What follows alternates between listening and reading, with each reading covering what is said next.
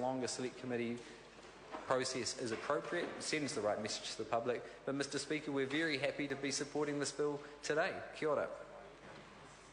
Nikki Kay. Mr. Speaker, I'm pleased to speak on this legislation. I think actually what this legislation is about, it's about public confidence in both Parliament and politicians.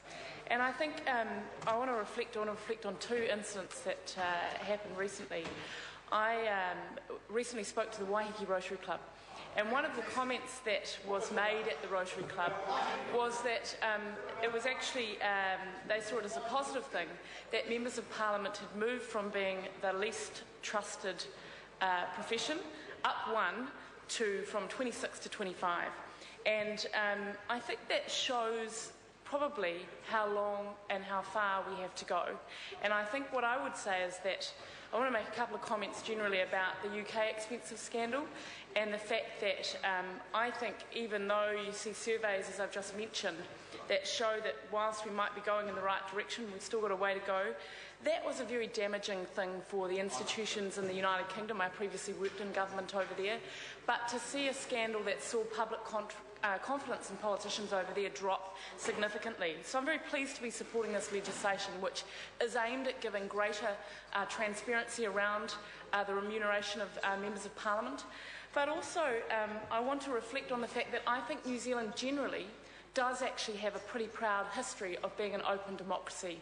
And we were a country that led the world in terms of the Official Information Act, and I think we should be very proud of that. And I think as a smaller nation, we are generally, as politicians, probably a little bit more accountable because we get around our constituencies, people know us well. But we can always do better. I think the advent of social media as well, just in terms of Facebook and Twitter, you get real-time updates of what members of Parliament are doing, is actually helping in terms of the accountability and transparency of politicians. But if we actually look at the genesis of this legislation, it was the Law Commission report in 2010. And I think the other genesis and drive for this, and I know the Green Party have been sort of trying to take some of the credit for this, but actually I do want to give a little bit of credit to the leadership in this Parliament, and in particular the Prime Minister, the Speaker, and members on both sides of the House that have driven greater disclosure, particularly around expenses, and obviously that's been a voluntary regime so far, but we're now going to put that into legislation.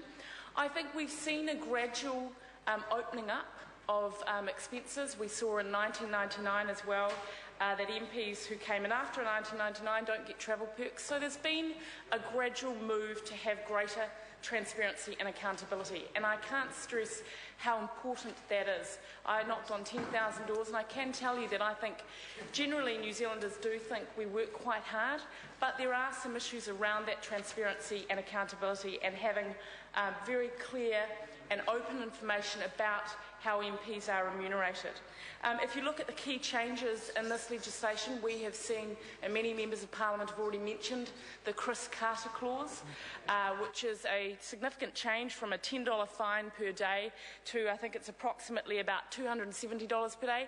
And what that's saying to New Zealanders is it's not okay to actually not turn up to Parliament. Actually, you should be fined significantly for that. That is an important message to other New Zealanders who are working very hard. There are a number of other changes within the bill in terms of ensuring former MPs who served before 1999 and their spouses will continue to receive various travel rebates. So some of this is around clarifying what is already happening. But I think it is very important that we are going to see a statutory requirement around the disclosure regime for MPs' travel and accommodation. And I just want to touch on a couple of points that have already been mentioned. Do I think that this will solve issues of some members of the public thinking that MPs are paid too much? No, I don't.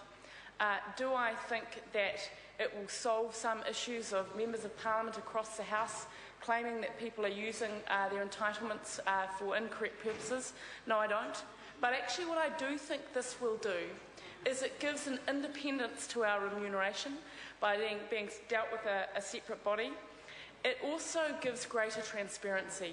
So I just want to congratulate all members of Parliament. I want to congratulate the Prime Minister, who I think has led a bit of a charge on this.